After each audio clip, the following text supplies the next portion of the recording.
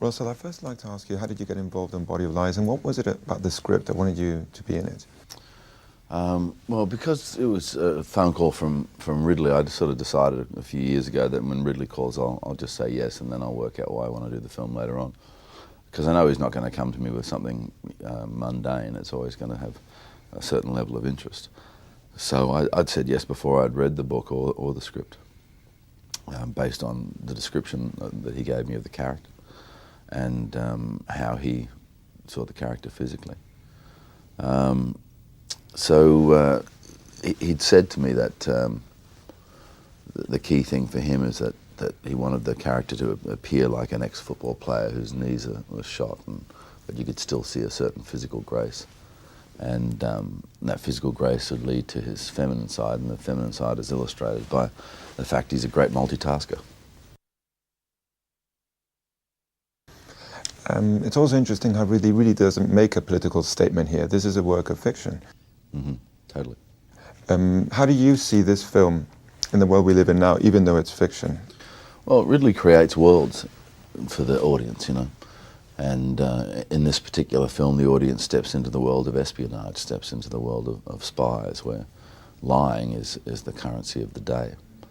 I think there's enough information in this film to promote a secondary discussion, but like you say, there's no agenda coming through the door.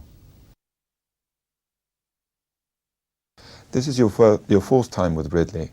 What is he like as a director? I know he doesn't waste time, he goes straight to the point, but I'd like to... It's not just the efficiency aspect, you know. I mean, his reputation with some people is kind of intimidating because he has that technocrat kind of reputation, and some people maybe would see that as all he is, you know, as a technician. But the reality is that you're getting to work with Titian or Raphael, you know.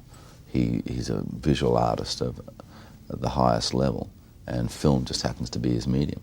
So he can be operating 5 different camera crews at the same time, and as he sees the frame, he creates. So, you know, he's not afraid to throw a little bit of red in there or something. He really does operate the monitors like he's painting a canvas.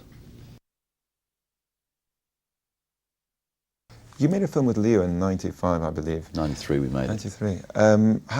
Has he changed, if he has in any way? How do you see him? He's taller, and he's a lot more mature than he was when he was 17 or 18. I'm not. I've gotten shorter and less mature in that same time period.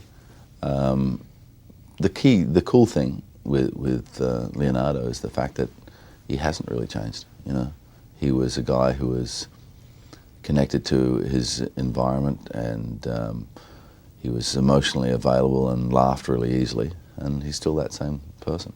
You know, so it was really easy for us. Speaking of cool character in the film, I think is the head of the Jordanian intelligence. I think Mark Strong does a great delivery there. What do you think? Oh yeah, I only got to do the one scene with Mark, but that was a lot of fun. Everything is a lie then in this spy world? You can't, they're all By lying to each other. necessity, by necessity. You know, there's actually a moment in the film where that character you were talking about, played by Mark Strong, says to Leo, you know, whatever you do, just don't lie to me. And when Leo agrees to that, he already knows that he's been lied to, because it's not possible for people in this situation to be completely truthful, because that's dangerous.